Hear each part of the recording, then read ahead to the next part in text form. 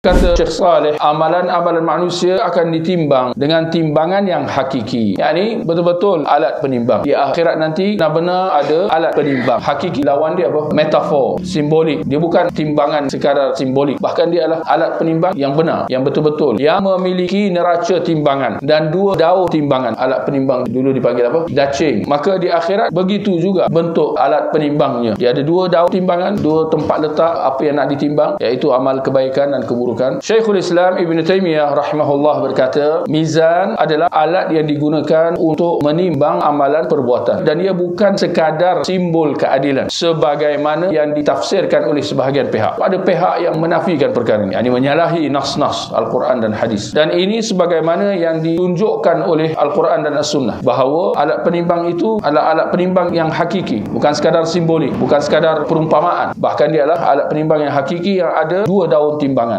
Sebagaimana firman Allah, faman thaqulat mawazinuh, barang siapa berat timbangan kebaikannya, maknanya amal kebaikannya akan ditimbang. Dan juga firman Allah, wa nadha'ul mawazinal qista liyaumil qiyamah, kami akan meletakkan timbangan-timbangan yang tepat pada hari kiamat. Ini berbeza dengan alat penimbang di dunia. Sering sahaja berlaku penyelewengan, tetapi hal ini tidak akan berlaku di hari akhirat nanti. Allah kata, dan kami akan letakkan timbangan-timbangan yang tepat, yang jitu, yang bukan diubah atau diselewengkan. Kemudian Syekhul Islam menyebutkan bahagian hadis-hadis tentang timbangan amalan, dan beliau berkata, ini dan yang semisalnya termasuk penjelasan bahawa amal perbuatan akan ditimbang dengan timbangan-timbangan yang menetapkan yang mana antara kebaikan dan keburukan yang lebih berat, sama ada amal kebaikan atau amal keburukan. Yang dimaksudkan dengan timbangan yang adil adalah seperti timbangan-timbangan dunia, yakni timbangan yang betul, bukan yang salah. Tentang bagaimana bentuk timbangan-timbangan tersebut, maka ia sama dengan perkara-perkara gaib yang hanya yang Allah khabarkan kepada kita. Yakni kita beriman dengan adanya alat-alat penimbang ini di akhirat nanti, kerana ini yang dipertikaikan oleh pihak-pihak. Kita di dunia akan diperkirakan segala apa kebaikan dan keburukan kita, pahala dan dosa. Tinggal lagi golongan ini, iaitu golongan ahli kalam. Golongan ahli kalam siapa, tuan-tuan? Golongan yang mendahulukan akal atas wahyu. Maka mereka menggunakan akal mereka dalam hal ini dengan mereka persoalkan bagaimana pula kebaikan dan keburukan akan ditimbang. Dari sudut